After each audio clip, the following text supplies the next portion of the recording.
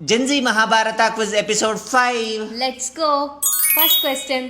ಮಹಾಭಾರತದ ಗ್ರಂಥದಲ್ಲಿ ಒಟ್ಟು ಎಷ್ಟು ಶ್ಲೋಕಗಳಿದೆ? 1000. ಮಹಾಭಾರತದಲ್ಲಿ ಒಟ್ಟು 1,00,000 ಶ್ಲೋಕಗಳಿದೆ. ಕರೆಕ್ಟ್. ನೆಕ್ಸ್ಟ್ ಕ್ವಶನ್ ಕೃತಿಕಾ ಕೇಳ್ತಾಳೆ. ದುರ್ಯೋಧನನ ಮಾವನ ಹೆಸರೇನು? ಶಕುನಿ.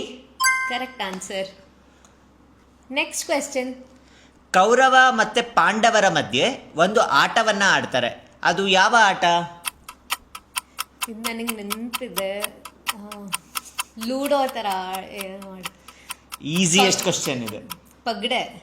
ಕರೆಕ್ಟ್. ಗೇಮ್. ಪಗಡೆ ಕರೆಕ್ಟ್ ಆನ್ಸರ್. ಈಗ ನೆಕ್ಸ್ಟ್ ಕ್ವಶನ್ ಕೃತಿಕಾ ಕೇಳ್ತಾಳೆ. ನನ್ನ ಕ್ವೆಶ್ಚನ್ ಬಂದ್ಬಿಟ್ಟು ಈಸಿ ಕ್ವೆಶ್ಚನ್. ಧೃತರಾಷ್ಟ್ರನಿಗೆ ಎಷ್ಟು ಜನ ಮಕ್ಕಳಿರ್ತಾರೆ? ಧೃತರಾಷ್ಟ್ರನಿಗೆ ಒಟ್ಟು 101 ಜನ ಮಕ್ಕಳಿರ್ತಾರೆ.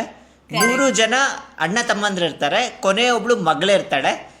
ಎಲ್ಲ ದೂ ಇಂದ ಸ್ಟಾರ್ಟ್ ಆಗತ್ತೆ. ಕರೆಕ್ಟಾ? Correct answer. Next question Karthik ಕೇಳ್ತಾರೆ. ಪಗಡೆಯಲ್ಲಿ ಸೋತ ನಂತರ ಪಾಂಡವರು ಎಷ್ಟು ವರ್ಷ ವನವಾಸ ಮತ್ತೆ ಎಷ್ಟು ವರ್ಷ ಅಜ್ಞಾತವಾಸಕ್ಕೆ ಹೋಗ್ತಾರೆ? ಪಾಂಡವರು ಟೋಟಲ್ ಆಗಿ 12 ವರ್ಷ ವನವಾಸಕ್ಕೆ ಹೋಗ್ತಾರೆ, ಮತ್ತೆ 1 ವರ್ಷ ಅಜ್ಞಾತವಾಸಕ್ಕೆ ಹೋಗ್ತಾರೆ. Correct answer. ಪಾಂಡವರು 12 ವರ್ಷ ವನವಾಸಕ್ಕೆ ಹೋದ ನಂತರ ಇನ್ನ 1 ವರ್ಷ ಅಜ್ಞಾತವಾಸಕ್ಕೆ ಹೋಗ್ತಾರೆ.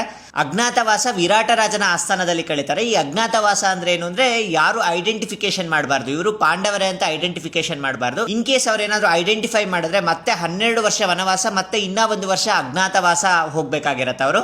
ನೀವಿದ್ರಲ್ಲಿ ಎಷ್ಟು ಕ್ವೆಶನ್ಸ್ಗೆ ಆನ್ಸರ್ ಮಾಡಿದ್ದೀರಾ ಕಾಮೆಂಟ್ ಮಾಡಿ. ಮತ್ತೆ ನೆಕ್ಸ್ಟ್ ಪಾರ್ಟಲ್ಲಿ ಸಿಗೋಣಂತೆ.